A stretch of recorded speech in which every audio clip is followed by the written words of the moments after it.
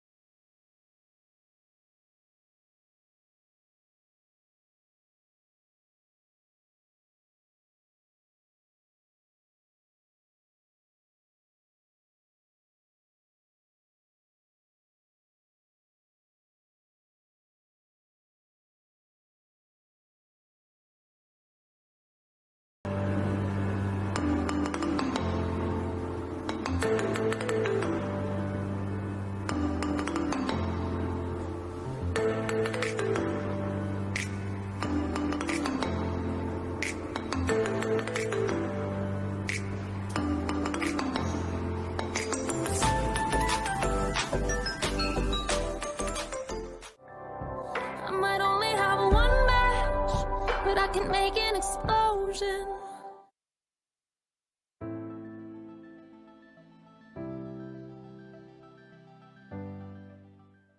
Berdiri sejak tahun 2008, saat ini Eka Hospital Group telah memiliki 4 jaringan rumah sakit di Bekasi, BSD Tangerang, Cibubur, dan Pekanbaru. Seiring perkembangan digitalisasi di industri rumah sakit, Eka Hospital menerapkan sistem rekam medis elektronik yang dapat mengintegrasikan seluruh data pasien di keempat lokasi rumah sakit. Mengedepankan mutu dan keselamatan, Eka Hospital berkomitmen memberikan layanan kesehatan yang nyaman dan terpercaya dengan layanan staf yang ramah dan sigap.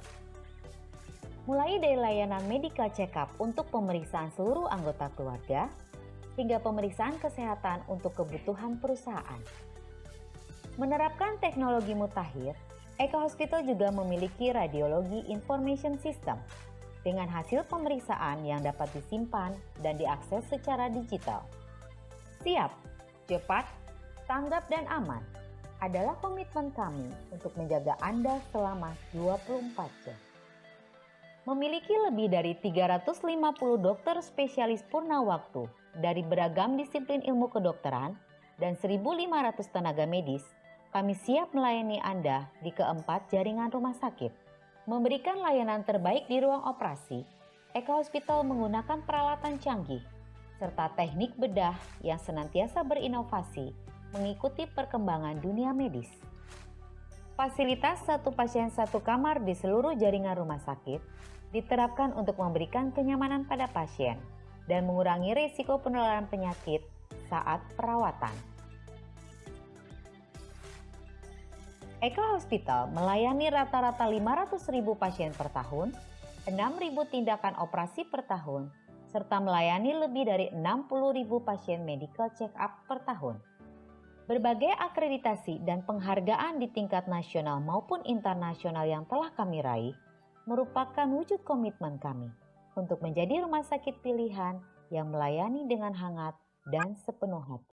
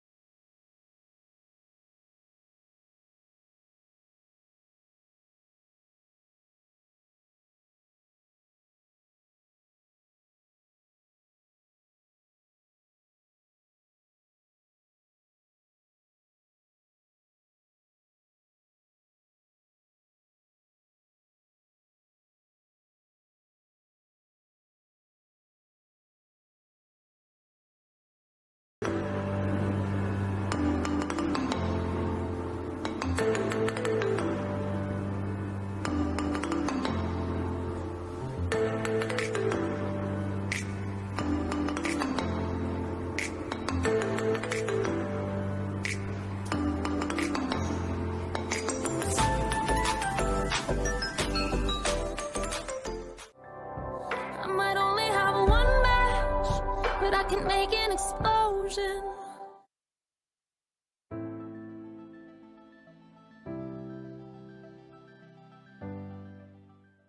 Berdiri sejak tahun 2008, saat ini Eka Hospital Group telah memiliki 4 jaringan rumah sakit di Bekasi, BSD Tangerang, Cibubur, dan Pekanbaru. Seiring perkembangan digitalisasi di industri rumah sakit, Eka Hospital menerapkan sistem rekam medis elektronik yang dapat mengintegrasikan seluruh data pasien di keempat lokasi rumah sakit. Mengedepankan mutu dan keselamatan, Eka Hospital berkomitmen memberikan layanan kesehatan yang nyaman dan terpercaya dengan layanan staf yang ramah dan sigap.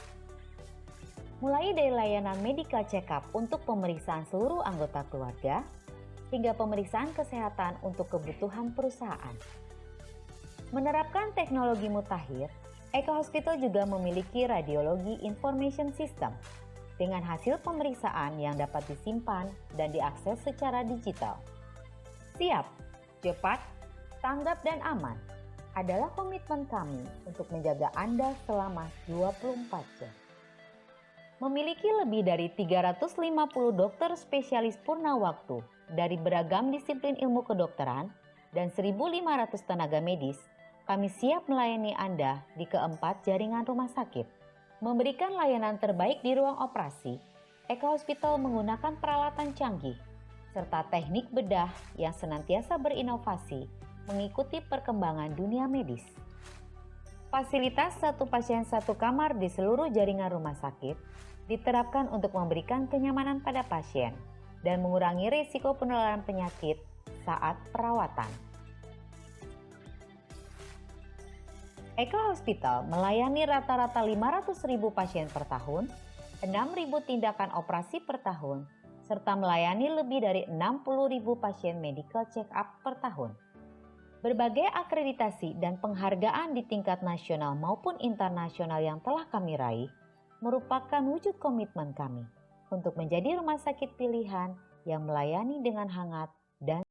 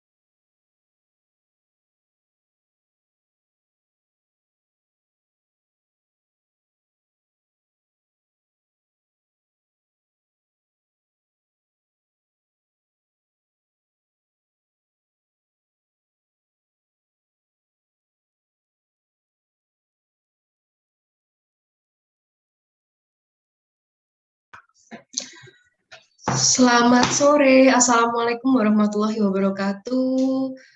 Selamat datang di webinar Pita Tosca Indonesia yang bekerja sama dengan Eka Hospital. Terima kasih atas kedatangannya teman-teman semua pejuang tiroid di Indonesia, khususnya di Pita Tosca Indonesia. Apa kabar semuanya? Semoga sehat selalu. Ya, hari ini adalah hari yang sangat spesial di mana memang kita memulai kembali webinar setelah sekian lama vakum, dan ini adalah kali kedua Pita Tosca Indonesia bekerja sama dengan Eka Hospital untuk mengadakan webinar seputar dengan kesehatan tiroid. Nah, topik kali ini sangat spesial, mungkin ini adalah topik yang ditunggu-tunggu oleh teman-teman dengan gangguan fungsi tiroid, khususnya mungkin hipertiroid dan hipotiroid, karena mengalami topik yang akan saya bacakan judulnya adalah sering berdebar dan lelah, mungkinkah tiroid bermasalah? Nah, ini dia ya yang nantinya akan dikupas tuntas oleh narasumber kita kali ini yang juga merupakan pernah berpartisipasi dengan acara-acara Pita Tosca. Beliau adalah Dr. Diki Eltahapari, spesialis penyakit dalam, konsultan endokrin metabolik diabetes, PhD Finasim. Nah, sebelum saya membacakan susunan acara dan juga profil dari Dr. Diki, saya ingin menyapa teman-teman dengan sebuah pantun. Semoga acara hari ini bisa berjalan lancar dan saya pengen suasana cair dan semoga nanti diskusi kita juga bisa berjalan dengan sangat luas gitu ya, diskusi yang ringan tapi informatif dengan update informasi yang sangat kekinian seperti itu. Nah, saya mau mulai dengan pantun, beli bibit buah kedondong. Ikut webinar tiroid, pasti semangat dong. Oke, nah sebelumnya mari kita akan membacakan doa sebelum memulai acara kita hari ini. Saya akan memimpin doanya. Kita berdoa, marilah kita berdoa untuk acara kita supaya lancar dan dapat berdoa menurut agama dan keyakinan masing-masing. Berdoa dipersilakan.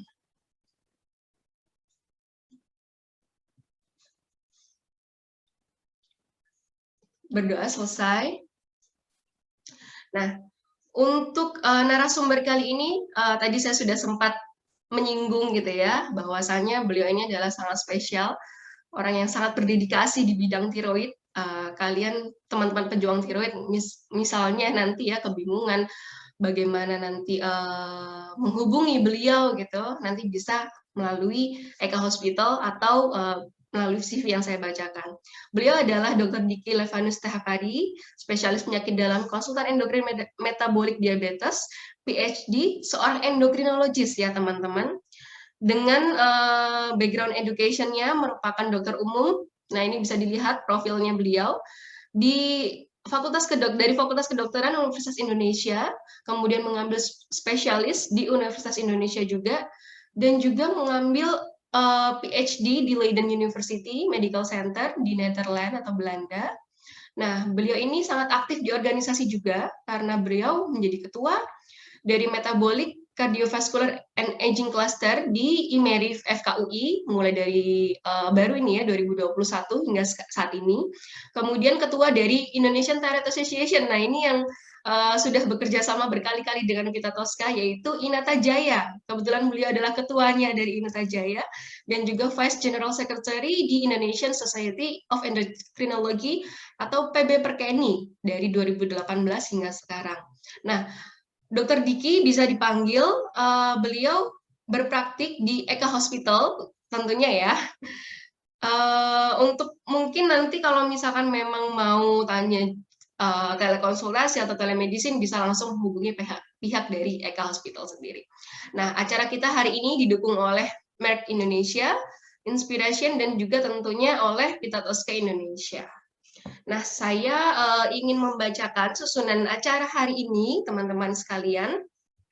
Yang pertama adalah saya akan menjelaskan sedikit tentang Pita Tosca Indonesia, mungkin yang baru join, pejuang tiroid ataupun yang memiliki keluarga atau kolega yang mengalami gangguan tiroid akan bisa gabung di Pita Tosca. Bagaimana caranya akan saya jelaskan.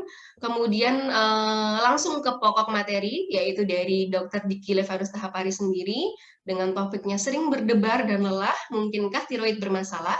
Kemudian akan ada, nih ini spesial sekali acara hari ini, yaitu akan ada patient testimony, di mana kita itu akan melihat dari sudut pandang pasien ya. Jadi experience atau pengalaman dari pasien akan kita kedepankan di sini. Nah, kemudian akan ada tentunya ini yang ditunggu-tunggu sekali mungkin ya, teman-teman sekalian bisa sudah mulai menulis di kolom chat, atau mungkin yang baru kepikiran nanti setelah materi, yaitu adalah pertanyaan mungkin ya yang akan disampaikan kepada Dokter Diki atau narasumber kita. Nah, nanti akan ada ini bonus juga, yaitu adalah self-assessment of thyroid disease. Ini gimana sih caranya untuk ngecek kondisi tiroid kita, nanti akan kita pandu. Kemudian berlanjut di sesi Q&A, jadi Q&A-nya panjang selama 1 jam nanti. Jangan bosan-bosan dengan saya dan Dokter Diki, nanti akan kita pandu. Kemudian akan ada closing dan juga survei dari Eka Hospital sendiri. Baik, saya akan memulai untuk menjelaskan sedikit atau singkat terkait dengan Pita Tosca Indonesia. Saya akan izin untuk ini ya, share screen.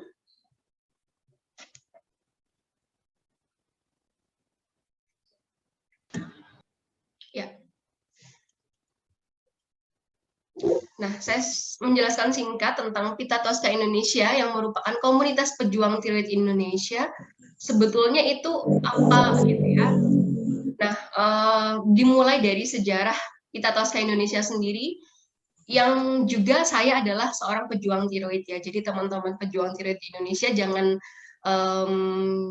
berkecil hati bahwasannya ternyata ketuanya sendiri, foundernya sendiri adalah seorang pejuang tiroid. Ya, saya terdiagnosis kanker tiroid papiler yang sudah metastasis ke kelenjar getah bening di tahun 2014. Kemudian waktu itu mungkin saya terlalu cemas, sama halnya dengan teman-teman pejuang tiroid yang lain, karena adanya diagnosis yang mendadak atau terlalu cepat. Dan di saat itu kondisi fisik kurang prima, berdampak pada kondisi fisik dan psikologi saya. Serta ini yang paling perlu digarisbawahi adalah minim informasi terkait dengan gangguan tiroid. Yang saat itu saya merasa saya sendirian, tidak didampingi oleh siapapun. Nah, kemudian ada proses yang namanya proses berdamai dengan sakit. Sehingga saya bisa untuk menginisiasi terbentuknya Pita Tosca Indonesia. Di situ saya berjumpa dengan Mbak Bunga Ramadhani, yang juga merupakan thyroid cancer survivor. Saya ajak untuk bergabung untuk membesarkan Pita Tosca bersama dengan Dr. Dwi Hari Susilo, spesialis bedah konsultan onkologi, dan juga Dr. Siti Sundari Manopo yang akhirnya menjadi dokter pelindung dan penasihat Pita Tosca. Lanjutnya adalah visi dan misi Pita Tosca yang tidak pernah berubah dari awal dibentuknya, yaitu pusat komunitas edukasi mengenai gangguan tiroid di Indonesia, dengan bekerja sama edukasi bersama caregivers, pejuang tiroid, dengan tenaga medis, pemerintah, rumah sakit, komunitas yang lain, dan memberikan pendampingan bagi pejuang tiroid maupun caregiver. Nah, keanggotaan Pita Tosca Indonesia sendiri sudah mencapai hingga 2.296 dengan berbagai variasi gangguan tiroid di Indonesia. Ada kanker tiroid, hipertiroid, hipotiroid, kista tiroid, nodul tiroid lain, atau gangguan autoimun yang disebabkan gangguan tiroid yang disebabkan oleh autoimun. Dan Pita Tosca Indonesia sendiri terbagi atas 10 regional. Kemudian ini adalah kegiatan dari Pita Tosca yang mungkin saat ini sedang mengalami keterbatasan karena memang terdampak dari pandemi COVID-19. Yang pertama adalah yang seharusnya tetap ada, yaitu adalah seminar. Kita tetap mengadakan, saat ini sudah berubah menjadi seminar online atau digital, yang seharusnya dulu adalah seminar offline dilakukannya. Nah, kemudian kita tambahkan dengan menjadi edukasi melalui live Instagram, kemudian edukasi via YouTube, video passion story, serta kegiatan yang lain yang sedang di sounding oleh Pita Tosca. Kemudian kerjasama merupakan kerjasama dengan pihak pemerintah, rumah sakit, seperti contohnya adalah Eka Hospital ini, dan komunitas atau media lain dalam rangka sosialisasi dan edukasi dengan kesehatan tiroid. Serta adanya partisipasi aktif di setiap kegiatan dari pemerintah maupun rumah sakit. Kemudian sambung silaturahmi, kita menggunakan WhatsApp group karena kita terbatas dari sisi pertemuan anggota. Adanya donasi aktif yang tahun 2020 lalu mendapatkan donasi obat dari Pita Tosca, nah itu salah satu bentuknya, kita masih melakukan donasi aktif kepada anggotanya. Kemudian ada hospital dan home visit yang sama sekali tidak dilakukan karena keterbatasan akibat pandemi. Kemudian ini yang paling utama, pendampingan psikologis di Pita Tosca after treatment ya. Jadi kita mendampingi teman-teman pejuang tiroid yang mungkin sudah bergabung di WhatsApp grup Pita Tosca, jadi tahu bagaimana sih tata laksananya. Jadi kita juga didampingi oleh dokter-dokter pendamping, kemudian ada dari pengalaman teman-teman sendiri yang mungkin gangguan tiroidnya kurang lebih sama. Kemudian kita saling mengingatkan untuk monitoring kesehatan tiroid secara rutin, yaitu mengingatkan perlunya untuk pemeriksaan laboratorium, USG tiroid, kemudian minum obat secara teratur. Nah, selanjutnya adalah perilaku hidup sehat yang selalu kita galakkan, yaitu adalah konsumsi makanan dan minuman sehat, hindari 4P, kecukupan akan selenium, vitamin D3, olahraga ringan dan rutin, serta kita selalu mengingatkan untuk mengelola stres. Nah, yang paling penting terakhir adalah dukungan sosial, itu sangat penting di Pita Tosca Indonesia, yaitu kita upayakan untuk saling mendukung bagaimanapun kondisi yang dialami ketika mengalami gangguan tiroid. Nah, di sini ada informasi deteksi dini gangguan tiroid yang juga tadi videonya sudah disaksikan. Nah, teman-teman juga yang ingin bergabung Pita Tosca bisa mengirimkan email melalui info@pitatosca.org atau DM ke Pitatosca ini @pitatosca gitu ya. Oke, itu tadi perkenalan singkat tentang komunitas pejuang tiroid Indonesia atau Pita Tosca Indonesia. Selanjutnya adalah langsung saja ke presentasi materi yang akan disampaikan oleh Dr. Diki Levanus Tahapari, spesialis penyakit dalam, konsultan endokrin metabolik dan diabetes, PhD. Dr. Diki, waktu dan tempat dipersilakan untuk mempresentasikan topik kita kali ini, sering berdebar dan lelah, mungkinkah tiroid bermasalah? Baik, terima kasih Mbak Astri untuk perkenalannya dan sharingnya mengenai Pita Tosca yang luar biasa ya. Selamat sore dan salam sejahtera buat para rekan-rekan pejuang tiroid sekalian, Bapak Ibu sekalian. Saya izin share screen ya, Mbak Astri ya. Silakan, Dok.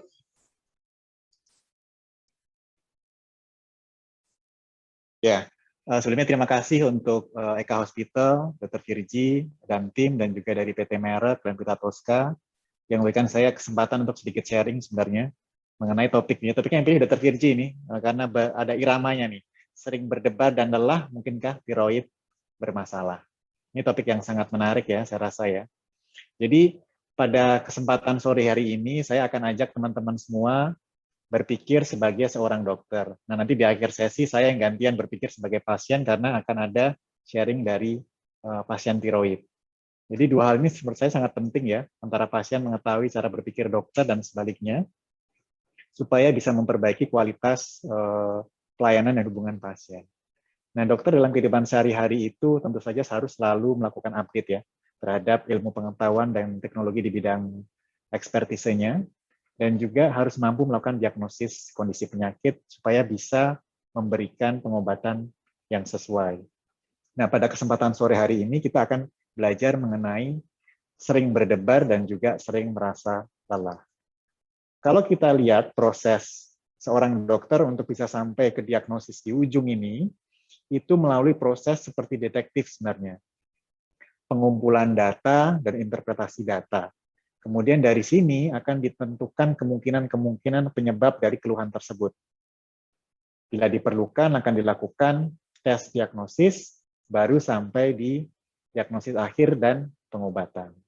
Nah, yang dipelajari di sekolah kedokteran adalah alur berpikir kritis ini yang dipelajari selama kita kuliah di kedokteran. Termasuk juga pengetahuan mengenai kelainan-kelainan, penyakit tersebut, mekanisme keluhan-keluhan tersebut, dan juga pemeriksaan apa yang sebaiknya dilakukan. Ya, jadi proses ini berjalan untuk semua pasien sama saja. Nah, kalau kita lihat sekarang bahas yang pertama, keluhan jantung berdebar, atau istilah medisnya, istilah kerennya palpitasi. Apa itu? Itu kondisi di mana seseorang merasakan kerja jantung yang kuat, cepat, atau tidak teratur. Istilah awamnya deg-degan lah. Nah, jadi artinya palpitasi ini nggak selalu denyut jantungnya lebih cepat dari biasanya. Ada juga denyut jantungnya yang justru melambat atau tidak teratur. Teman-teman bisa pantau denyut nadinya di dekat pangkal jempol atau di pergelangan tangan, pergelangan siku ya, diraba, itu denyutnya akan teratur, seperti orang teratur. Tapi kalau pada gangguan, dia bisa lebih cepat, lebih lambat, atau ada denyut yang seperti hilang, atau denyut yang berturut-turut. Artinya, palpitasi ini memang bisa variatif ya, mulai dari denyutnya yang cepat, sampai ada denyut yang tidak teratur. Atau simply keluhan subjektif, kok saya denyutnya kayaknya terasa lebih kencang atau lebih keras. Nah, biasanya untuk pasien, kalau ada keluhan palpitasi atau berdebar-debar ini, akan merasa tidak nyaman. Pada gangguan irama yang berat, bahkan bisa sampai pingsan. Karena kalau misalkan denyut jantungnya terlalu cepat, jantung pompanya nggak cukup tuh untuk memompa darah dengan baik. Atau terlalu lambat, dia nggak cukup memompa darah dengan baik, akhirnya pasien bisa sampai pingsan. Nah, orang dewasa pada umumnya berdetak antara 60 sampai 100 kali per menit. Sekarang kan banyak ya jam untuk Untuk olahraga, ada pulse oximeter. Orang jadi lebih aware tuh, dia denyut nadinya berapa. Semakin aktif seseorang berolahraga, sering beraktivitas fisik, denyut jantungnya dia akan makin lambat, mungkin antara 60 sampai 80. Tapi kalau nggak pernah olahraga, malas gerak, itu bisa aja dia istirahat aja 80 sampai 100. Olahraga sedikit dia akan naik. Jadi normalnya dia 60 sampai 100 kali per menit dan iramanya teratur. Ini penting. Frekuensinya segini, iramanya juga harus teratur. Nah, kalau kita bicara mengenai denyut jantung, itu banyak sekali faktor yang mempengaruhi. Ya. Denyut jantung ini ada dipengaruhi oleh saraf. Saraf ada namanya saraf simpatis, saraf parasimpatis. Saraf simpatis itu saraf yang teraktivasi kalau kita ketakutan. Atau kalau kita lagi pengen lari atau olahraga yang berat, ya simpatisnya teraktivasi. Kalau teraktivasi, akibatnya denyut jantungnya makin cepat. Nah, saraf simpatis ini juga dipengaruhi oleh psikologis pasien. Tadi Mbak Asri menyebutkan ada rasa stres, cemas, itu pengaruh juga ke denyut jantung. Salah satu penyebab denyut jantung yang cepat itu yang paling banyak adalah stres atau rasa cemas. Selain itu, denyut jantung juga dipengaruhi. Di tubuh kita ada namanya sensor tekanan perifer. Jadi kalau seseorang misalkan diare, kemudian dehidrasi atau kurang minum karena kepanasan, itu denyut jantungnya juga akan makin cepat. Atau orang-orang yang menggunakan obat hipertensi, misalkan golongan amlodipin, ada lat oros misalkan. Itu kalau dosisnya terlalu tinggi nggak cocok, itu bisa menyebabkan namanya hipotensi ortostatik. Denyut jantungnya juga jadi cepat. Atau faktor hormonal. Kita lihat hormonnya ada banyak, nggak cuma tiroid. Ada tiroid, ada kortisol, ada epinefrin, dan beberapa hormon yang lain. Atau misalkan kalau pasiennya dengan anemia, atau kurang sel darah merah. Nah, ini banyak juga Indonesia ya, pasien-pasien mengalami anemia, terutama perempuan ya, yang haidnya panjang gitu ya, itu bisa mengalami anemia. Pada pasien-pasien hipotiroid seringkali haidnya juga lebih panjang dari biasanya dan prone untuk mengalami anemia. Obat-obatan lain, misalkan obatan kita bilangnya simpatomimetik. Hati-hati kalau minum obat flu yang ada misalkan pseudoephedrinnya, dia meningkatkan denyut jantung. Obat-obat asma seperti obat-obat yang dihirup atau obat minum itu juga dapat meningkatkan denyut jantung. Kopi, nikotin, tembakau juga dapat meningkatkan denyut jantung. Aktivitas fisik yang berlebih juga dapat meningkatkan denyut jantung.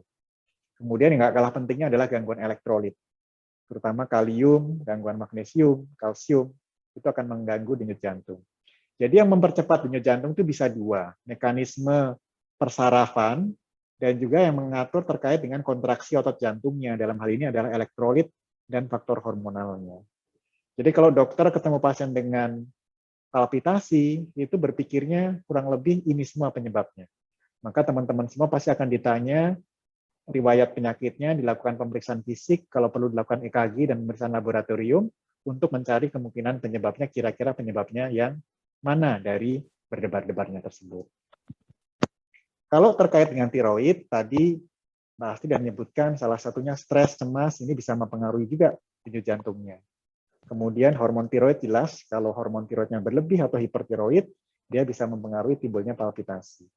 Pasien-pasien dengan gangguan tiroid sering juga mengalami gangguan elektrolit, misalkan kalium atau kalsium. Nah, ini juga mempengaruhi dari kerja jantung dan dapat menimbulkan adanya berdebar-debar.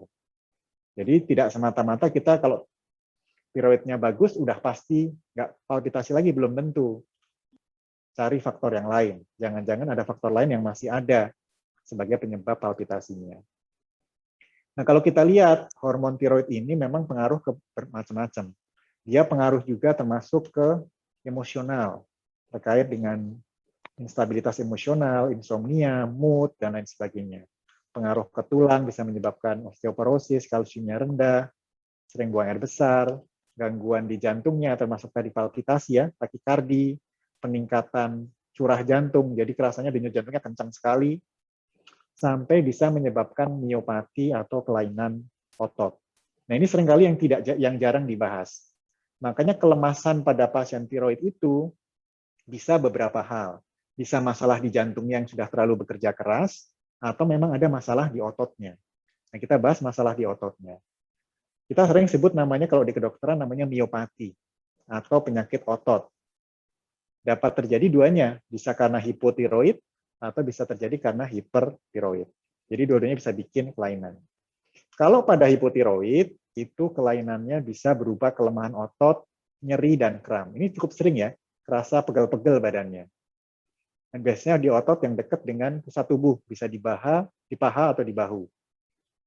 Dan kalau diperiksa, itu biasanya kadar enzim ototnya, dalam hal ini kreatinin kinase, biasanya dia akan naik. Kreatinin kinase itu naik pada cedera pada otot. Ini biasanya pada hipotiroid yang cukup berat.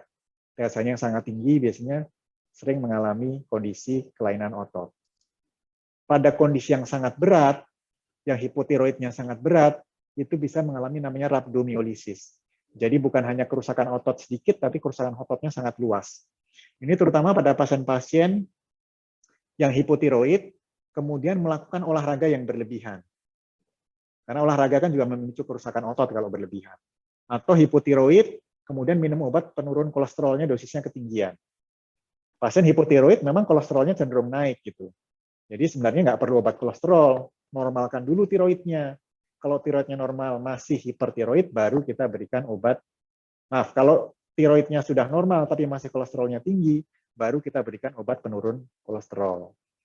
Ya penyebabnya adalah kekurangan dari T4 yang menyebabkan gangguan metabolisme di ototnya, jadi menyebabkan cedera otot dan gangguan otot.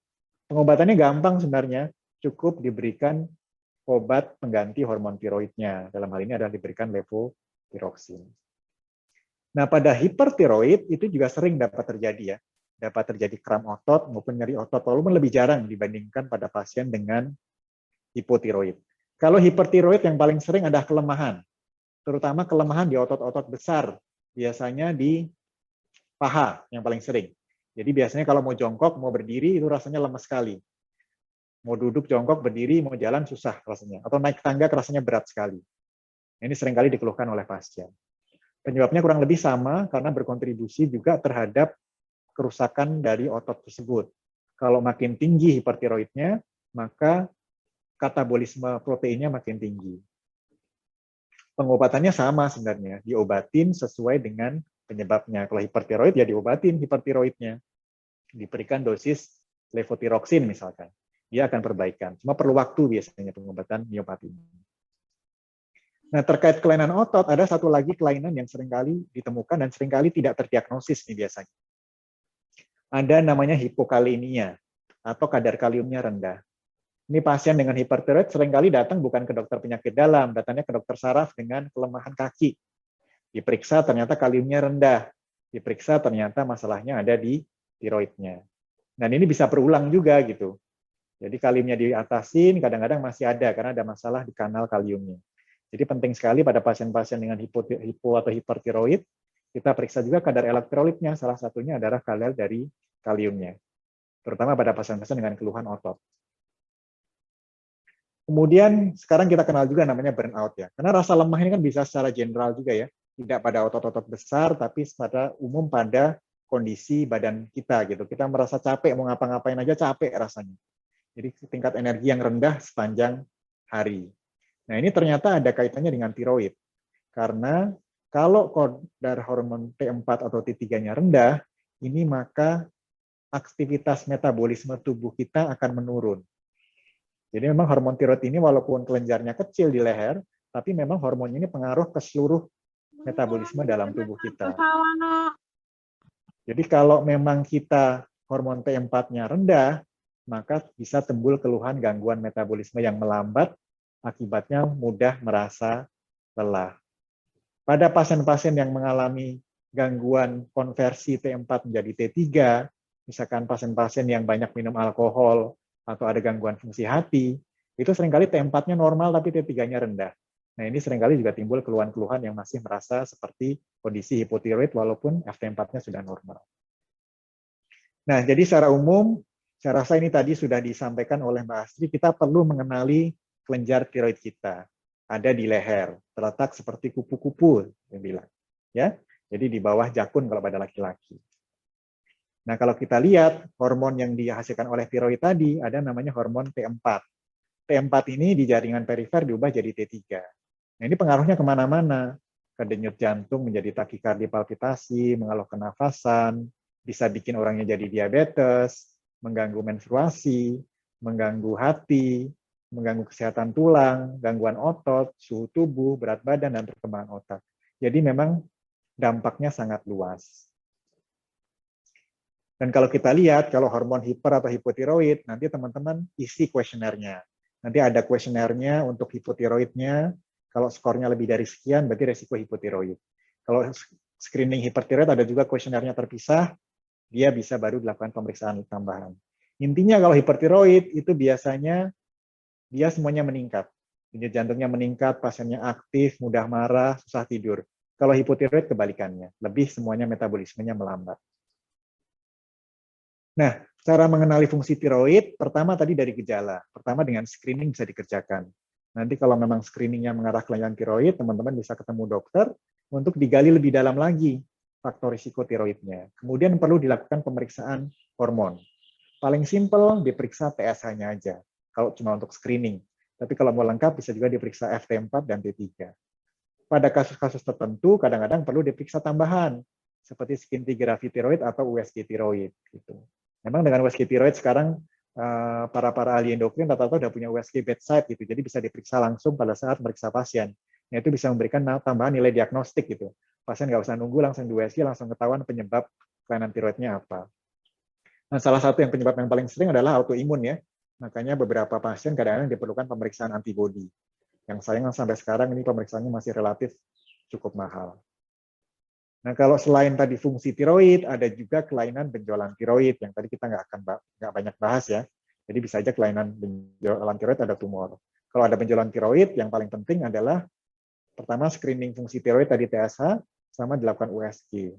Kalau gambarannya memang ada risiko untuk keganasan, kita bisa lakukan biopsi untuk memastikan apakah perlu lanjut ke operasi atau bisa dengan pendekatan terapi yang lain.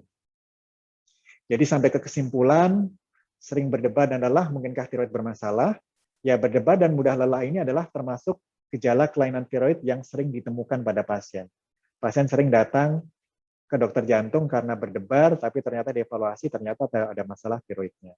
Namun jangan lupa, masih ada juga penyebab lain yang cukup banyak yang perlu dievaluasi oleh dokter yang merawat Bapak Ibu sekalian. Nah, dokter akan melakukan pengumpulan data, itu cukup banyak, dari riwayat penyakitnya, pemeriksaan fisik, dan pemeriksaan penunjang untuk menentukan penyebab keluhan tadi, apakah berdebar dan lelahnya dari tiroid atau bukan. Nah, kuesioner screening ini dapat digunakan untuk melakukan screening, terutama pada kelompok yang berisiko. Bila diperlukan, dapat diperiksa TSH, dan bila perlu diperiksa USG tiroid. Nah, sekarang kita bahas nih sedikit terakhir sebelum saya akhiri adalah, siapa sih kelompok berisiko? Kelompok berisiko pertama adalah perempuan. Karena perbedaan faktor hormonal, nampaknya perempuan 10 kali lipat berisiko lebih tinggi untuk mengalami kelainan tiroid.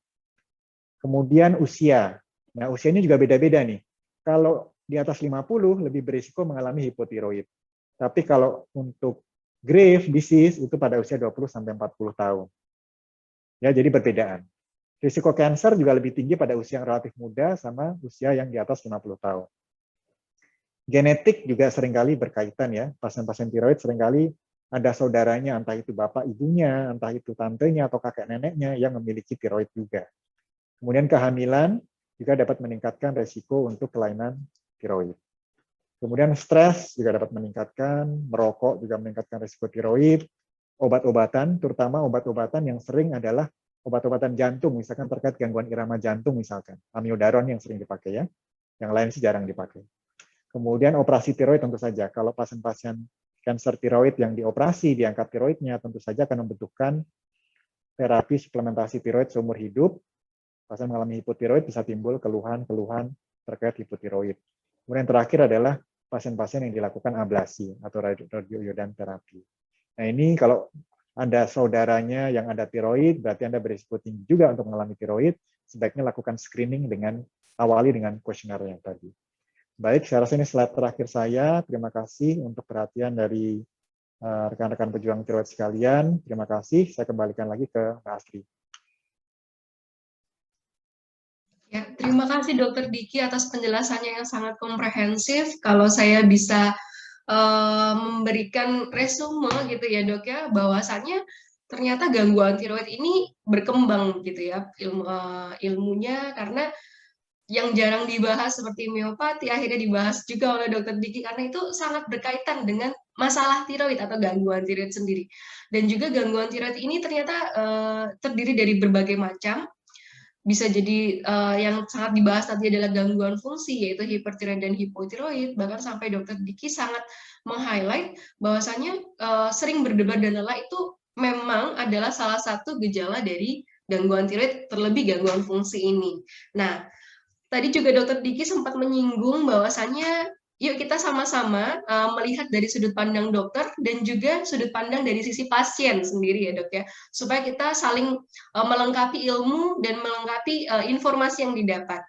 Nah, kali ini kita kedatangan satu bintang tamu, yaitu adalah seorang pasien hipertiroid, Graves' disease. Beliau adalah Mbak Awida Haryatin, sahabat saya, keluarga saya di Vita Tosca Indonesia. Selamat datang Mbak Awida di webinar kali ini. Semoga nanti Mbak Awida bisa menceritakan kondisinya ketika mungkin ya kita bagi. Yang pertama adalah bagaimana sih gejalanya awal, kemudian bagaimana Mbak tata laksananya penanganan gangguan tiroidnya, dan bisa diceritakan mungkin hal yang berkaitan dengan gangguan tiroid. Kepada Mbak Awida dipersilakan waktunya. Assalamualaikum warahmatullahi wabarakatuh.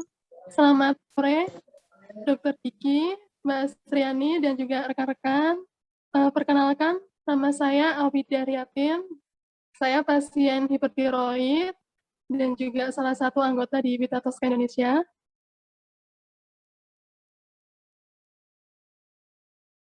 Awal tahun 2016, jadi saya tuh merasa jantung berdebar-debar, setelah itu mudah sekali lelah.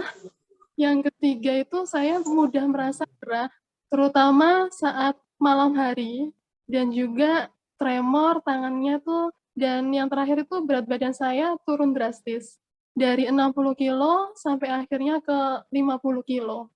Saat saya mengalami gejala itu, saya tuh masih belum aware dengan kondisi saya.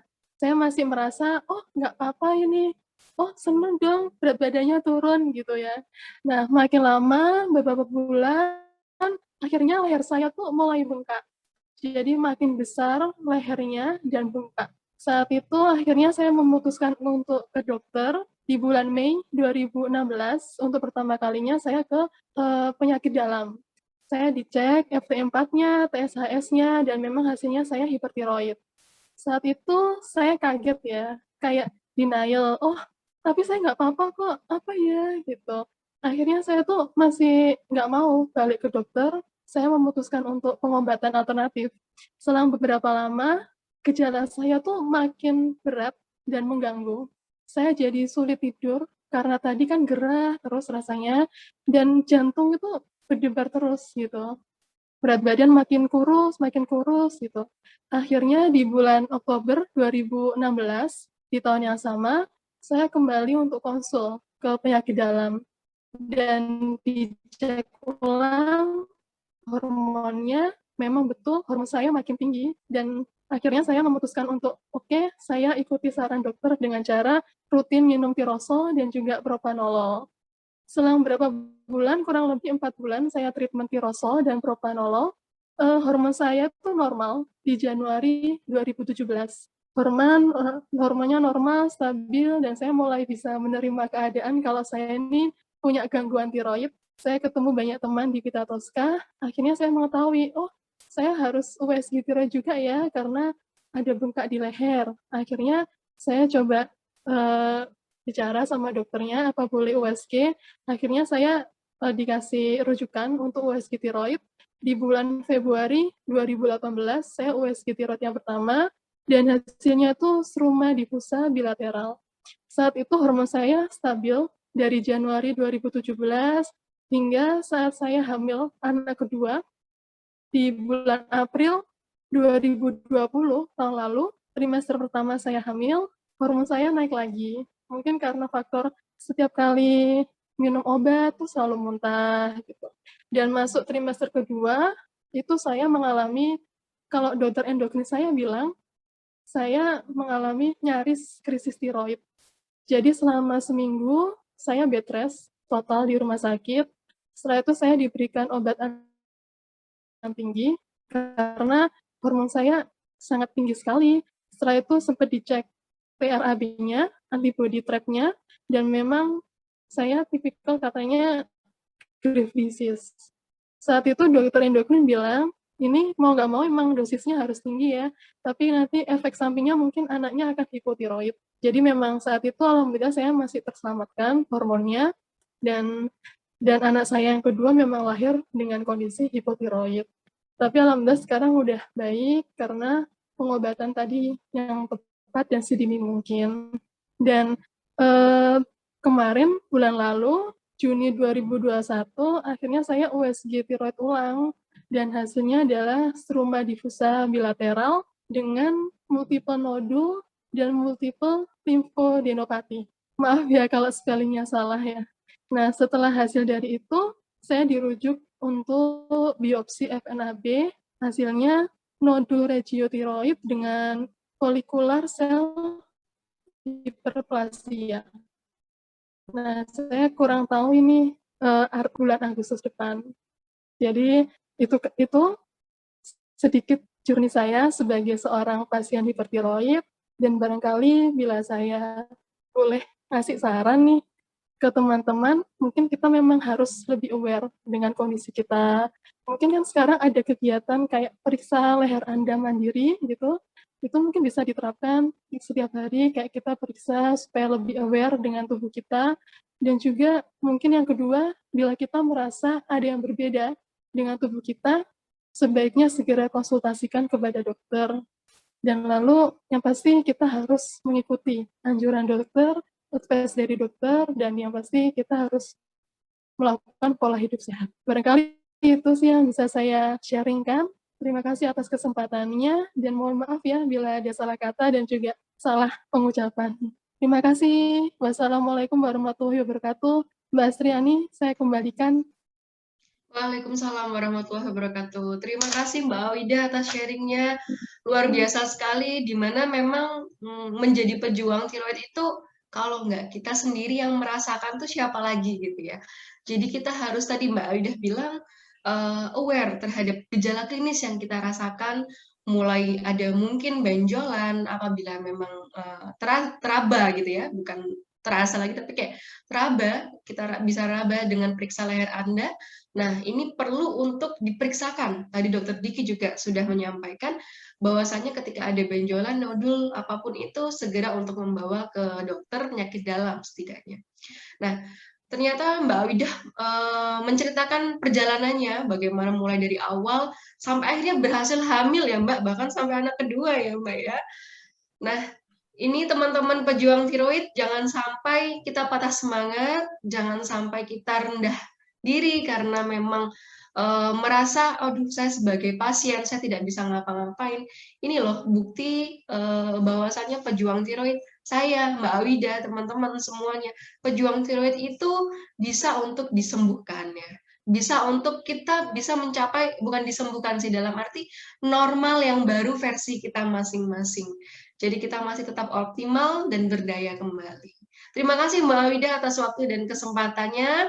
Semoga sehat selalu dan kita lanjutkan kepada sesi diskusi. Nanti teman-teman juga mungkin boleh bertanya kepada Mbak Awida tentang bagaimana perjalanannya. Begitu ya Mbak Awida, kita akan langsung masuk ke sesi yang ditunggu-tunggu, yaitu adalah diskusi dengan Dr. Diki. Saya akan membacakan yang sudah masuk kepada kolom chat ya.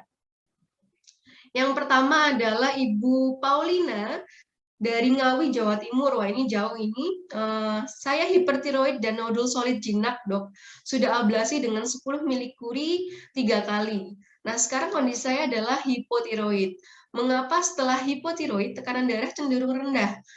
Detak jantung 90, tekanan darah 105/66. Waktu masih hipertiroid cenderung tinggi tensinya. Nah, itu bagaimana ya, dok, penjelasannya? Terima kasih, dokter Diki. Ya, langsung aja berarti Mbak Astri ya. Ya. Baik, terima kasih buat Ibu Paulina. Ya, jadi memang pengaruh hormon tiroid ini tidak semata-mata hanya kepada denyut jantung. Tadi maaf saya tadi nggak saya sampaikan, dia pengaruh juga, ada satu gambar tadi pengaruh ke jantung, dia pengaruhi juga kerja dari pompa jantungnya.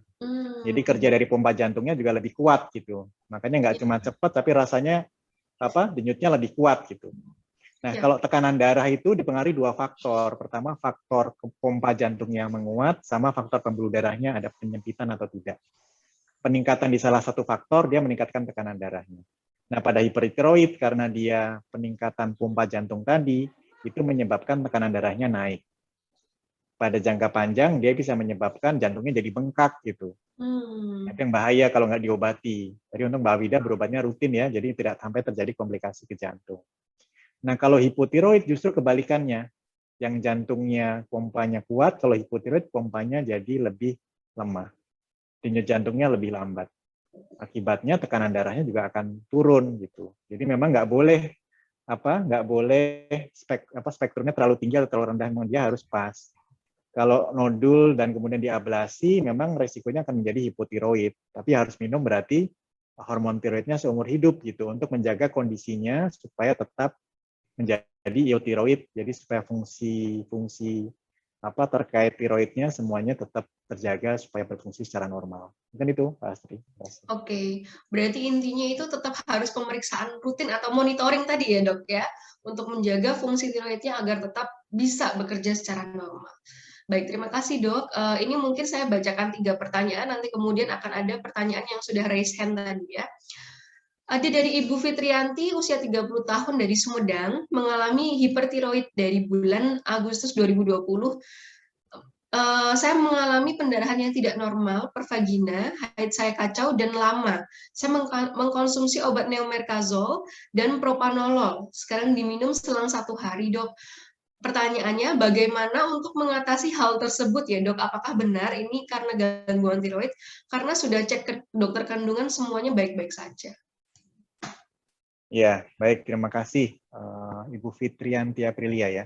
Ya, jadi kalau kita bicara mengenai perdarahan dari perdarahan pervaginam ini kan penyebabnya bisa 2 ya. Ada memang masalah mekanik atau memang ada masalah tumor atau yang lainnya, atau masalah fisiologis dalam ini hormonal atau yang lainnya. Salah satu masalah hormonal yang bisa mempengaruhi adalah tiroid. Kalau hipotiroid itu memang cenderung haidnya lebih lama. Haidnya lebih lama dan lebih banyak gitu. Kalau hipertiroid kebalikannya. Dia haidnya lebih jarang dan lebih sedikit biasanya. Tapi kadang-kadang perlu dievaluasi juga penyebab hormonal yang lain gitu. Karena kalau hormon terkait dengan menstruasi kan banyak ya, pengaruh FSH, LH, estrogen gitu. Nah, mungkin kalau masalah terkait dengan organ kandungannya tidak ada masalah, mungkin diperiksa dulu fungsi tiroidnya.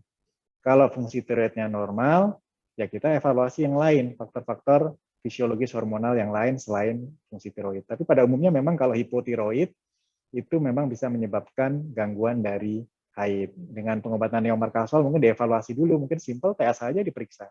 Kalau TSH-nya tinggi ya berarti nomor kasolnya dihentikan atau dikurangi dosisnya. Nanti diskusikan dengan dokter yang merawat di sana. Baik, oke. Berarti bisa jadi ini memang karena fungsi hormon yang lain ya dok ya, jadi tidak melulu gara-gara gangguan tiroid. Akan tetapi jika ada primernya gangguan tiroid ini yang perlu untuk dimonitoring lagi.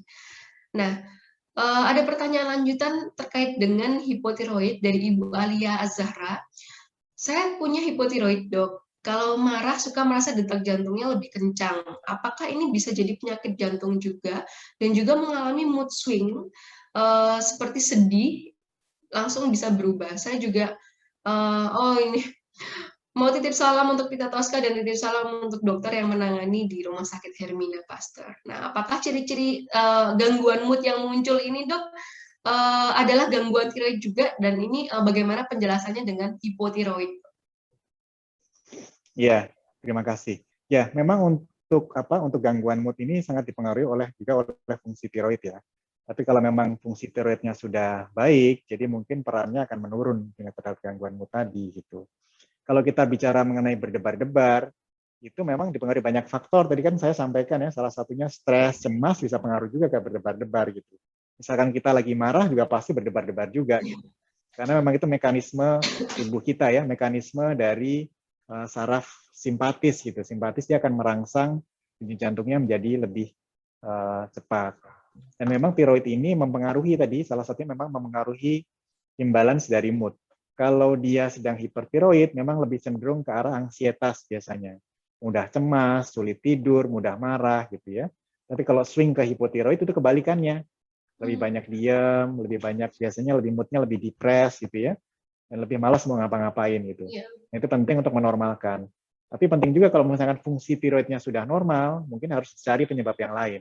Karena efeknya timbal balik ya. Kalau kita ada stres itu juga mempengaruhi fungsi tiroid juga gitu. Banyak pasien yang nggak bisa remisi gitu penyakit Graves-nya karena memang banyak stres factor di hidup dia gitu. Begitu stres factornya diangkat, itu bisa remisi tanpa pengobatan bahkan. Jadi memang dua-duanya saling mempengaruhi. Makanya mungkin timnya Mbak Asri perlu masuk nih yang psikologi. Kalau memang fungsi tiroidnya bagus ya psikologi support perlu masuk gitu.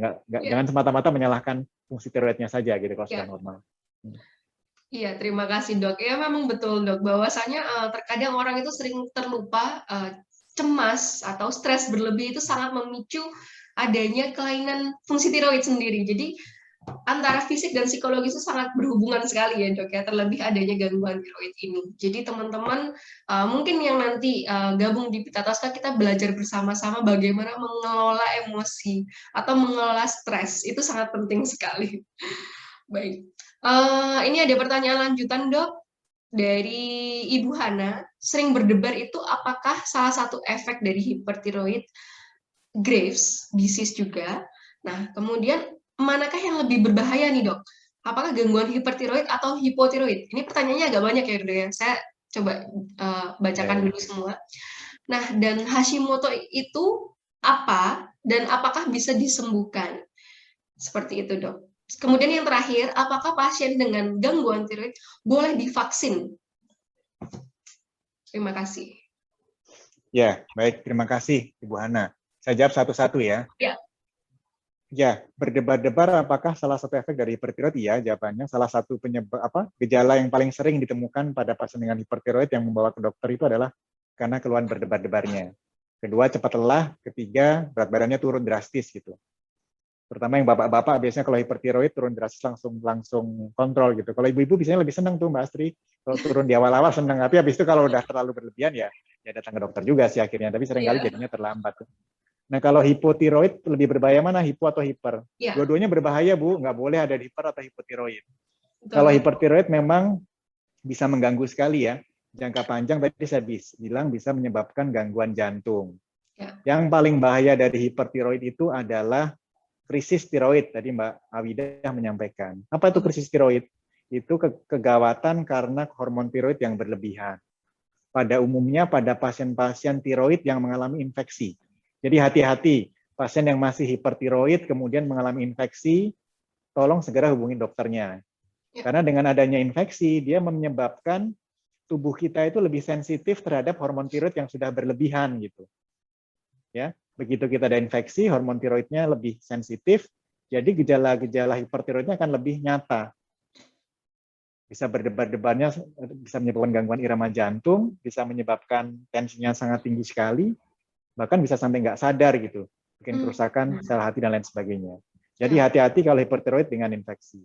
Kalau hipotiroid bahaya nggak? Sama juga, hipotiroid juga berbahaya, apalagi kalau hipotiroid pada anak-anak ya, pada bayi menyebabkan gangguan kognisi. Pada orang dengan dewasa juga itu membahayakan, karena kalau hipotiroid, misalkan denyut jantungnya jadi melambat. Tensinya bisa turun dan bahkan yang pada yang berat bisa sampai nggak sadar. Kita bilangnya koma mixedema.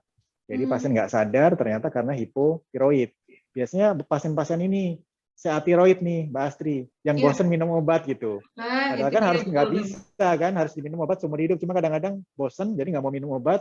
Atau masuk ke ICU ternyata dievaluasi karena TSH-nya sampai 100-an gitu. Jadi itu penting untuk diedukasi teman-teman Pita Tosca untuk pasien-pasien yang seatiroid yang diangkat semua, itu wajib hukumnya untuk minum obat tiroidnya seumur hidup. Jadi kalau bahaya mana, dua-duanya sama-sama bahaya kalau nggak dikelola dengan baik. Tapi kalau bisa dikelola dengan baik, kita bisa pertahankan kualitas hidupnya tetap baik seperti orang normal pada umumnya.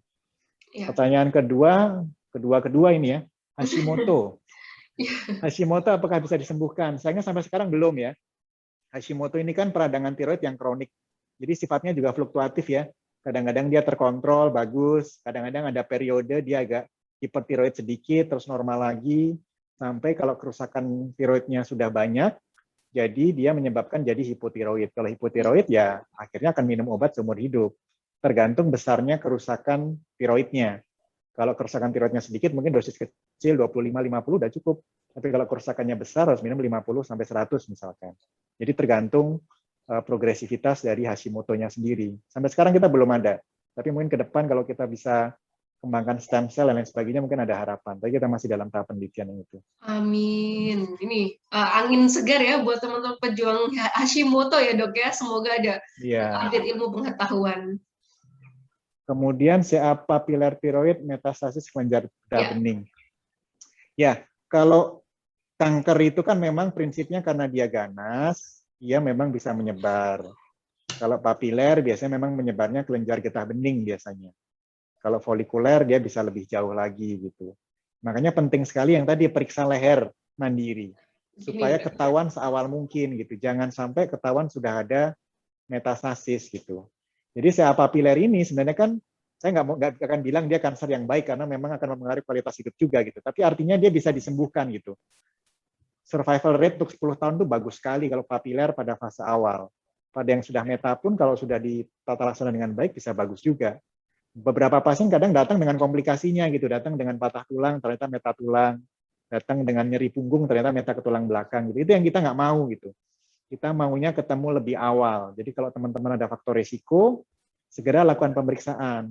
Yang paling simpel ya periksa leher sendiri tadi sama screening questionnaire. Kan itu nggak pakai biaya, itu bisa diperiksa sendiri di rumah. Mungkin itu. Kemudian vaksin. Vaksin silahkan vaksin. Silahkan vaksin aja, pokoknya vaksin aja. Selama tidak ada keluhan terkait dengan tiroidnya. Kalau mau ditambah lagi, selama FT4-nya normal, silahkan vaksin. Kanker tiroid boleh vaksin nggak? Silahkan vaksin. Kecuali kanker tiroid yang advance, yang sedang dalam pengobatan kemoterapi, misalkan dapat levatinib atau yang lain, yaitu memang tidak disarankan untuk vaksin. Tapi yang lain, secara garis besar, silakan vaksin, karena benefitnya jauh lebih besar dibandingkan resikonya. Ya. Oke, mungkin satu pertanyaan lagi dok dari Ibu Hana, apakah ada pemeriksaan tiroid selain TSH dan free T4 dok? Tadi tampaknya sudah dijelaskan ya, yaitu USG tiroid. Mungkin ada tambahan lain untuk yang Hashimoto atau Graves disease, dok? Iya, kalau cuma untuk screening tiroid, untuk screening aja ya, misalkan kita gejalanya nggak jelas, nggak usah periksa yang lengkap-lengkap, periksa TSH aja.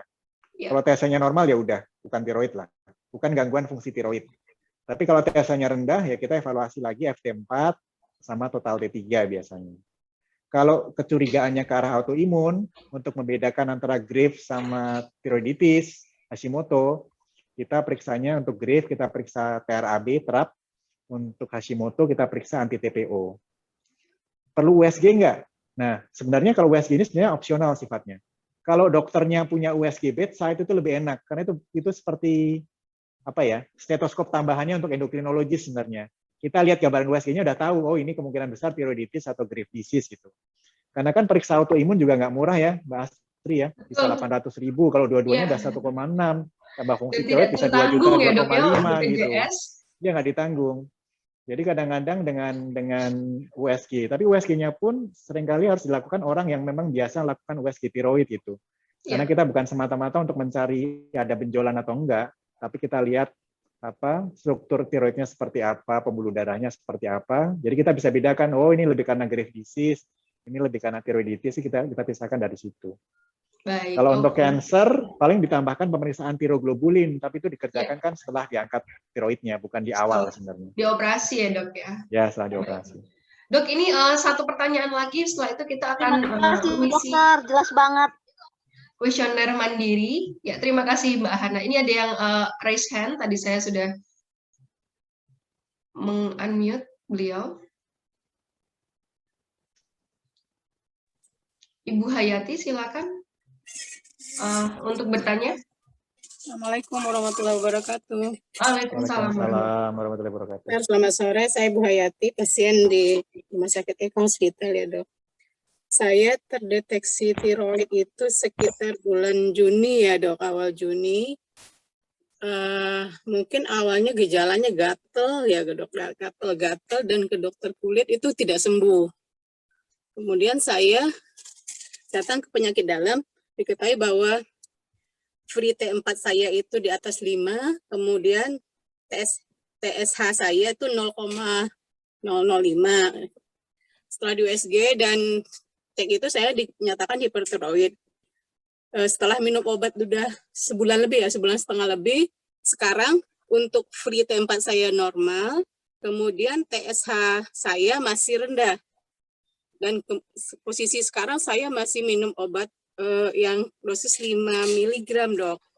Pertanyaan saya, pertama, apakah kita bisa normal dok? Artinya kita bisa minum tanpa minum obat, bisa normal kembali dok. Kemudian mengingat ini kalau free T4-nya masih di atas, udah normal dan TSH-nya masih rendah, itu isyaratnya apa ya dokter? Terima kasih. Ya, baik. Langsung saya jawab aja Mbak Astri ya. Ya, silakan dok. Langsung dijawab. Jadi memang salah satu gejala hipertiroid lain yang memang kita belum sebutkan, tapi relatif jarang ya sebenarnya ya, ada keluhan kulit gitu. Sering ada, tapi bukan menjadi keluhan yang utama biasanya. Keluhan kulit gatal ini seringkali ditemukan pada pasien-pasien dengan hipertiroid terkait dengan metabolisme hormon tiroidnya, pengaruhnya ke kulit. Ini kapan-kapan kita bahas lagi lebih in-depth mengenai ini. Kalau hipertiroid itu memang gambarannya FT4-nya tinggi, TSH-nya akan rendah. Itu saling bertolak belakang. Jadi kalau badan kita produksi T4-nya berlebihan, itu kita akan ngasih sinyal ke hipofisis untuk memproduksi TSH-nya lebih rendah. Nah kalau kita obatin, itu yang normal pasti FT4-nya dulu. TSH-nya akan perlu waktu untuk normal. Gitu. Jadi jangan kecil hati gitu. Ini TSH-nya kok rendah-rendah terus gitu. Karena memang perlu waktu. Ada yang perlu waktu 2 bulan, 3 bulan, kadang ada yang sampai 6 bulan, bahkan dia TSH-nya masih rendah. Nah, ini tergantung juga dengan penyebabnya. Penyebab hipertiroidnya apa? Apakah Graves disease, atau ada misalkan benjolan yang memproduksi hormon tiroid berlebihan, kita bilangnya adenoma toksik misalkan. Nah, kalau adenoma toksik, pengobatannya diobatin sampai normal hormonnya, setelah itu dioperasi, selesai, nggak perlu minum obat lagi gitu. Ya, kalau ada bagian tiroid yang membesar memproduksi hormon, pengobatannya normalkan hormon tiroid, FT4-nya normal, TSH normal, setelah itu dioperasi, selesai nggak perlu minum obat lagi. Tapi kalau karena autoimun, itu dilihat proses autoimunnya dulu. Biasa kita periksa TRAB. Semakin tinggi TRAB-nya, waktu yang diperlukan untuk menormalkan kondisi tiroidnya perlu lebih lama biasanya. Pada umumnya 1-2 tahun. Nanti setelah kira-kira 1-2 tahun, hormon FT4-nya normal, TSH-nya normal, nggak ada keluhan, kita pertimbangkan periksa TRAB lagi. Kalau TRAB-nya normal, kita bisa stop obatnya. Kalau setelah 1 tahun nggak kambuh lagi, ya berarti udah mengalami remisi. Jadi kalau ditanya bisa stop obat nggak? Jawabannya bisa. Tapi tergantung penyebabnya apa. Kalau penyebabnya karena ada adenoma toksik atau ada benjolan yang produksi hormon, ya harus dioperasi dulu benjolannya. Tapi kalau penyebabnya karena graft, ya tunggu mengalami remisi dulu, baru dia bisa stop obat. Baik, oke. Terima kasih dok atas penjelasannya. Nah ini semoga Ibu Hayati bisa tercerahkan begitu ya, bahwasanya ini penting untuk tadi dokter selalu mengingatkan monitoring itu sangat penting. Kalau ditanya bisa normal lagi, ya kita bisa kok aktivitas normal ya dok ya, asalkan memang semuanya ini masih termonitor tadi, kata kuncinya itu. Bahkan kita tadi dokter Diki bilang kita bisa kok vaksin, sangat bisa bahkan ya, asalkan memang itu tadi termonitor. Oke, terima kasih kepada Ibu Hayati sudah sharing juga dengan teman-teman di sini. Nah, sekarang kita akan masuk ke sesi self-assessment yang akan di-share oleh teman-teman di sini. Nah, ini linknya sudah muncul di kolom chat. Nah, nanti teman-teman bisa untuk mulai mengisi survei kesehatan tiroid atau self-assessment. Ini adalah kuesioner mandiri yang tadi juga Dokter Diki sudah sempat sampaikan gitu ya, untuk mengecek sebenarnya kita ini masuknya ke hipotiroidkah atau ke hipertiroidkah gitu ya. Hanya saja mungkin ke teman-teman yang mengalami gangguan tiroid yang lain seperti gangguan struktur, yaitu kanker ataupun tumor, mungkin sedikit berbeda hasilnya. Ini yang untuk gangguan fungsi, bisa teman-teman mulai cek.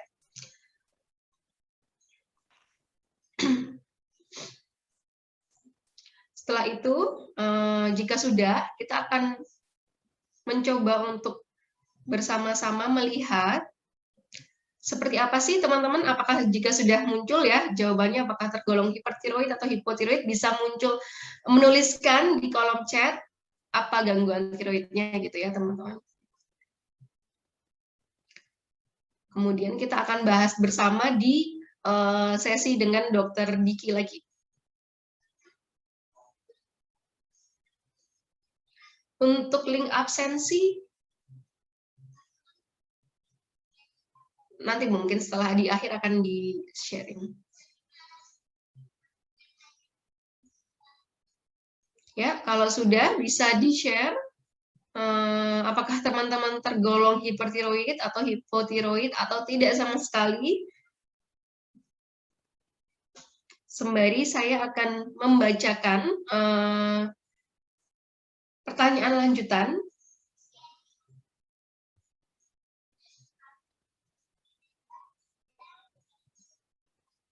Ya, mungkin yang sudah bisa mengakses linknya. Oke, ada dari Ibu Aisyah Alfitri, hipertiroid ya, 15/17.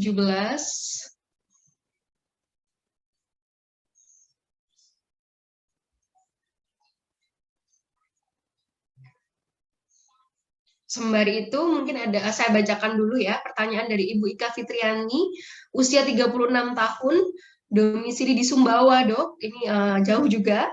Bagaimana cara mengatasi keluhan terkadang jantung berdebar dan berat badannya belum naik, dok?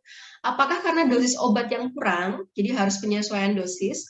Karena saat ini yang bersangkutan minum PTU 1x1 dan sudah hipertiroid sejak 2017. Namun sudah pernah remisi selama 2 tahun, yaitu dari tahun 2019 kembali minum obat. Nah, apakah jantung berdebar ini tidak harus meminum propanolol? Dan kemudian apakah leher yang tidak bengkak dan tidak ada benjolan, namun BB masih belum naik? Untuk vitamin D, selama ini saya minum Osofit dengan kandungan kalsium sitrat, D3, kalium, dan magnesium, serta zinc. Mohon sarannya dok, ini untuk mengatasi detak jantung yang masih berdebar dan juga BB atau berat badan yang belum naik. Sembari kita menunggu survei kuesioner mandiri ya dok ya. Iya, iya. Ya, jadi memang kalau hipertiroid itu memang berat badannya kan turun. Salah satu gejala paling awal fungsi tiroidnya sudah normal itu adalah di saat berat badannya naik, itu paling gampang. Jadi artinya kalau berat badannya belum naik itu most likely biasanya hormon tiroidnya belum normal. apalagi masih disertai gejala hipertiroid yang lain seperti berdebar-debar gitu. Nah, pengobatan hipertiroid itu memang sifatnya jangka panjang. Dan prinsipnya kalau sebagai dokter ya, itu kita kasih pengobatan hipertiroid itu adalah dosis tertinggi yang pasien bisa tolerate dan nggak bikin hipotiroid. Ya, jadi saya ulangi lagi, dosis tertinggi yang pasien bisa tolerate dan nggak bikin pasiennya hipotiroid. Jadi biasa kita berikan dosis setinggi mungkin selama pasiennya nggak hipotiroid. Pemantauannya apa? Kalau kita mau hemat, pemantauan cukup FT4 aja dulu. Ya. Sampai kadar FT4-nya normal. Setelah FT4-nya normal, baru periksa TSH, ya kan? Karena kalau periksa dua-duanya boleh aja sih, kalau uangnya lebih boleh periksa dua-duanya. Tapi kalau mau hemat, periksa aja TSH-nya berikutnya. Ya. Sampai TSH-nya normal. Setelah itu dosisnya kita turunkan pelan-pelan. Nah, itu yang penting prinsipnya.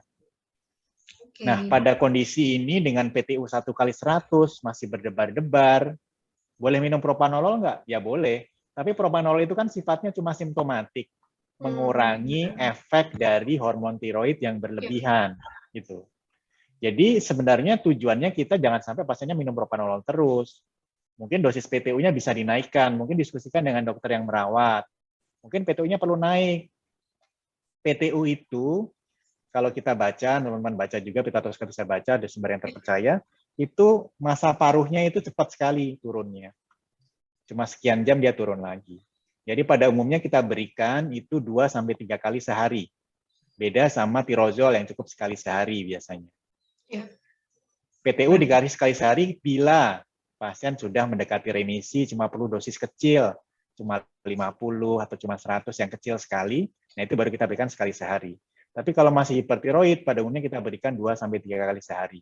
Jadi prinsipnya adalah dosis terbesar yang bisa pasien tolerate dan pasien nggak hipotiroid. Itu aja sebenarnya prinsipnya. Jadi menurut saya mungkin ini dosis PTU-nya kurang tinggi.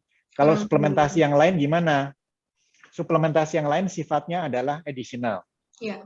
Dengan ada vitamin D, dia memang mempercepat penyampai remisinya lebih cepat memang pada umumnya. Kalau vitamin D cukup. Harus minum vitamin D nggak?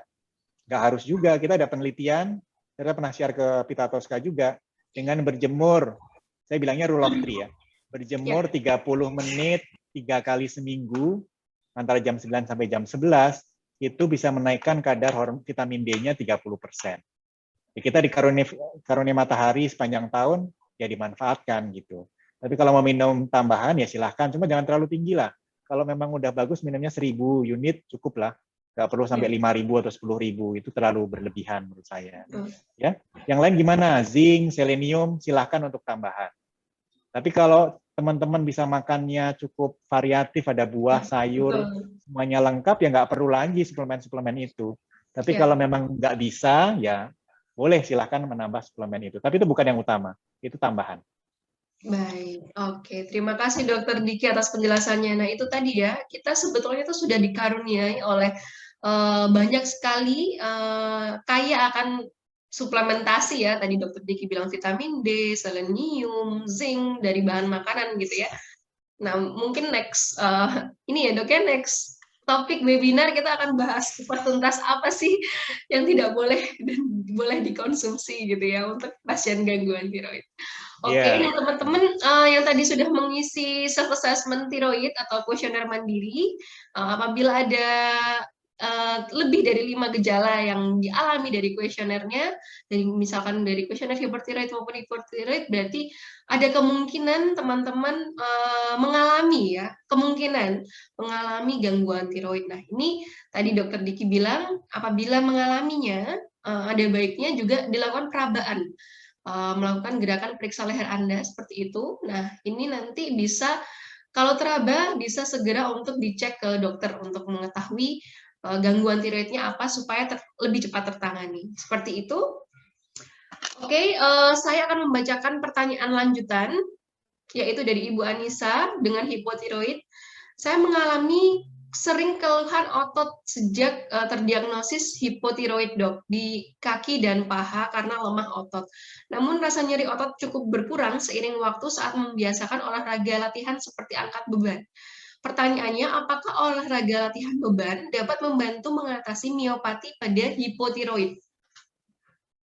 Ya, ini pertanyaan-pertanyaan bagus ya. Jadi prinsipnya gini, kalau kita mau olahraga, nggak boleh yang berlebihan. Silahkan olahraga. Dan alangkah baiknya kalau olahraganya itu dilakukan dengan kondisi fungsi tiroid yang normal. Karena kalau kondisinya sedang hipotiroid, itu memang ada masalah metabolisme di ototnya gitu. Terkait dengan metabolisme mitokondrianya terkait di sana gitu. Nggak bisa cepat memetabolisme hasil pembuangan dari metabolisme ototnya gitu. Jadi kalau kita olahraganya terlalu berlebihan, yang ada adalah kalau cadangan lemak karbohidratnya nggak bisa dipakai, yang dipecah adalah protein. Protein yang dipecah paling gampang mana? Mecahnya adalah mecah otot. Akibatnya justru malah ototnya malah banyak rusak. Tapi kalau hipotiroidnya sudah teratasi, silahkan olahraga. Karena itu akan memperbaiki juga metabolisme di lokal di otot tersebut gitu. Latihan beban, mau olahraga aerobik, silahkan olahraga. Jadi prinsipnya olahraga itu memang dianjurkan, termasuk membantu tadi ya, proses konversi dari T4 T3 juga sangat dipengaruhi oleh kondisi fisik yang fit ya dengan olahraga yang rutin. Baik, terima kasih dok atas jawabannya. Lanjut 2 pertanyaan lagi dok, dari Ibu Weni Marlina Saragi. Saya sudah total tiroidektomi dengan kanker tiroid papiler dan folikuler. Dan saya sudah 16 tahun hidup dengan hipokalsemi dok. Hipokalemi maksud saya. Kadang jantung saya berdebar bila kalium saya turun. Nah, pertanyaannya, apakah ada hubungan atau kaitan antara tiroid, gangguan tiroid dengan turunnya kalium? Ya, terima kasih. Kalau CA tiroid itu pada umumnya kan waktu operasi seringkali paratiroidnya keangkat atau terkena lah sama operasinya, jadinya dia rusak, bisa reversibel, bisa permanen. Kalau itu yang terganggu biasanya metabolisme kalsiumnya, harus minum kalsium dosis tinggi. Kalau kalium sebenarnya nggak ada kaitan langsung antara CA tiroid dengan gangguan kalium. Yang sering terkait adalah kondisi hipertiroid dengan gangguan kalium. Itu seringkali pasien-pasien dengan hipertiroid ada gangguan metabolisme kaliumnya, akibatnya kaliumnya rendah-rendah terus. Nah, untuk ibu kan kita kan memang nggak semua ada hubungannya ya. Jadi kalau memang nggak ada terkait, kita harus evaluasi penyebab kalium yang rendah terus apa. Nah, itu salah satu penyebabnya biasanya ada masalah di ginjalnya. Itu harus dievaluasi sih, baiknya ke dokter dievaluasi penyebabnya apa, baru kemudian bisa dilakukan pengelolaan supaya nggak bolak-balik mengalami hipokalemia gitu. Karena kalau hipokalemianya yang ringan memang hanya keluhannya di otot. Tapi kalau itu otot jantung, otot nafas kan jadi repot ya urusannya ya. Jadi memang harus dicari penyebabnya. Sementara itu ibu bisa konsumsi selain obat-obatan hipokalemianya, bisa konsumsi makanan-makanan yang banyak mengandung kalium, buah-buahan seperti pisang dan segala macam buah-buahan itu banyak mengandung kalium. Baik, terima kasih dok untuk jawabannya. Nah, ini ada pertanyaan terakhir dok dari Ibu Paulina tadi yang nyambung dengan Pak Rudi. Bagaimana? Maaf, saya bacakan ulang. Saya sudah minum tirozol dengan jeda 1 hari, tapi jantung terkadang masih berdetak cepat, ngos-ngosan. Apakah ini masih normal? Bagaimana caranya supaya tekanan darah menjadi normal pada kondisi hipotiroid selain mengkonsumsi levotiroxin atau eutirox? Apakah ada solusi yang lain, dok? Dengan olahraga ringan, misalnya seperti angkat beban tadi, atau bagaimana? Ya, kalau pada hipotiroid, prinsip utama adalah normalkan dulu fungsi tiroidnya. Parameter yang kita lihat adalah TSH-nya dalam range normal, itu satu. Nah, pasien-pasien dengan tiroid ini kan tidak tertutup kemungkinan memang karena proses penuaan dan faktor gaya hidup yang lainnya, itu juga memiliki penyakit yang lain, misalkan ada hipertensi gitu. Ada diabetes juga bisa gitu. Bisa terkait sama tiroidnya, bisa juga independen gitu, memang karena faktor genetik dan faktor penuaan. Jadi kalau memang fungsi tiroidnya sudah oke, untuk pengelolaan hipertensi mirip dengan pengelolaan hipertensi pada umumnya. Pertama tentu saja gaya hidup sehat, kedua kalau memang dengan gaya hidup sehat masih tinggi tekanan darahnya ya harus diminum obat-obatan. Baik, oke. Terima kasih Dokter Diki atas penjelasannya. Semoga teman-teman yang mungkin pertanyaannya belum terbalas nanti akan coba kita compile ya dok ya, kita akan jawab di Pita Tosca Indonesia. Nah, sudah selesai hari ini untuk sesi tanya jawabnya. Terima kasih Dokter Diki. Semoga semua teman-teman pejuang tiroid di Indonesia bisa tetap untuk memonitor kondisinya gitu ya. Dan mungkin ada dua patah kata dok sebelum kita akan sharing dengan pihak Eka Hospital, Dr. Virgi. Ya, Dr. Diki dulu mungkin dua patah kata untuk pejuang tiroid Pita Tosca.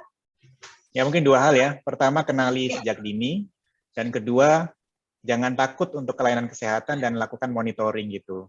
Jangan ikut kata teman saya hipertiroid dapat obat ini gitu. Masing-masing orang terapinya berbeda soalnya. Jadi perlu konsultasikan dengan dokter yang terdekat. Baik, itu aja Mbak Astri. Oke, terima kasih dokter. Semoga sehat selalu.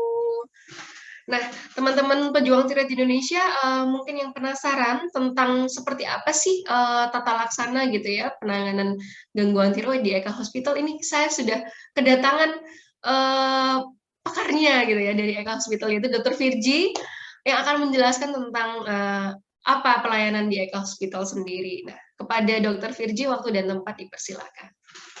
Terima kasih Mbak Astri. Selamat sore sahabat sehat. Selamat sore sahabat Eka, sahabat Pita Tosca, pejuang tiroid semuanya. Perkenalkan saya Virgi dari Eka Hospital. Mungkin bagi yang belum pernah dengar, Eka Hospital ini adalah chain hospital dari grupnya Sinarmas. Memang baru ada di 4 lokasi saat ini, yaitu di BSD Tangerang Selatan, Banten ya, dan juga di Pekanbaru, Cibubur, dan juga Bekasi. Nah, di Eka Hospital ini ada layanan baru yang namanya Diabetes Connection Care.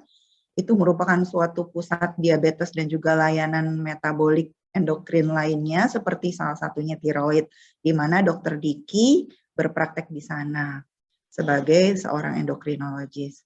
Nah, mungkin saya ingin menjelaskan tentang paket screening tiroid ini adalah persembahan dari Eka, sebetulnya menjawab dari kebutuhan apa yang tadi disampaikan oleh Dr. Diki, bahwa sebaiknya kita perlu untuk melakukan screening tiroid, terutama bagi mereka yang belum pernah terdiagnosa dan ingin memeriksakan, wah kira-kira kok saya belakangan ini sering lelah ya, atau sering berdebar, atau mungkin malah